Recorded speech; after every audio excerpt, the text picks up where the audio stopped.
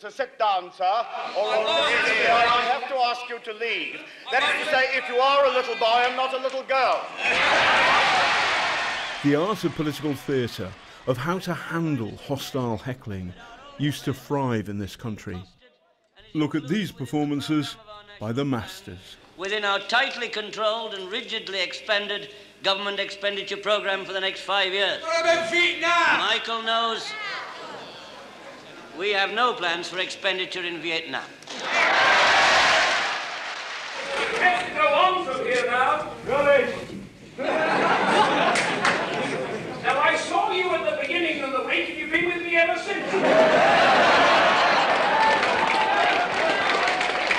What the hell are you using my transport? Helicopters?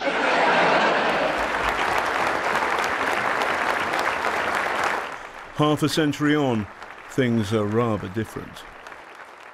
Back in the day, Robert Harris, formerly of Newsnight, reported on how control freakery was ruining British politics. Well, these allegations of a Prime Minister, female Prime Minister, avoiding all contact with journalists and with the public are not new. I mean, terrifyingly, a third of a century ago, as a much younger man, I came to the wrong end of an encounter with Margaret Thatcher, who was touring the Raycol factory in Reading.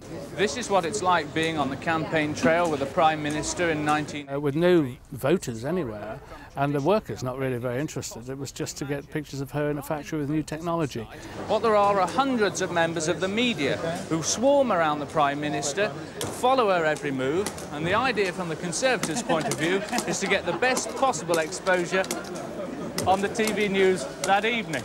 That really, I think, was a breakout, new kind of election, American style, copied from Reagan, where you didn't do the monster rally, you didn't go out on the hustings, you just got good pictures for the evening news. Back then, politics was raw and brutal. Keep calm! And much more fun. Mainly, I find it very helpful to invite them to... sorry, I couldn't hear. I'll say it again, and then you come back. Even your Conservative leader described Rhodesia as a police state. You wouldn't last long there, my friend. Now then.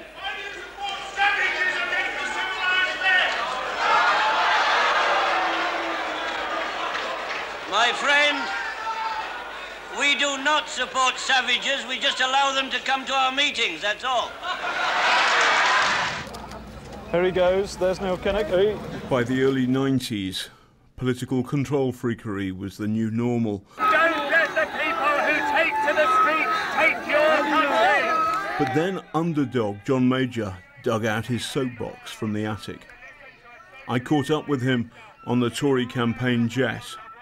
Mr. Major, could you do me a favour? Could you video me for my video diary for the Late Show? You put your left hand through there. I think this is untrue. No, it's working. It's working. I tell you what. No, it's working. Can I really see you? I can see you. You can see me. So this is a piece of camera. Would you mind putting your tie up? It looks absolutely lovely. Major's relative openness has all but gone. Jeremy Corbyn relishes campaigning, but it would take a brave soul to heckle here. History tells us that just because your side loves you doesn't mean you're going to win. It was very noticeable, the difference between Thatcher's campaign and Foot's campaign, which was huge rallies. And one evening, I think he had 30,000 people. You know, much good it did him. Just how controlled is the Theresa May campaign? So it has the flavour of an evangelical meeting. Everybody here agrees with St. Theresa. But the problem is, where's the argument? Where's the challenge? Where's the politics? To be fair, reporters say she's been taking more questions in the past week. But the sage of Kintbury is not convinced. There is something wrong with this election. I think a lot of people feel it, no matter what your party is. That is that the Prime Minister in particular is not engaging with people. And that is an offence to the electorate, it seems to me.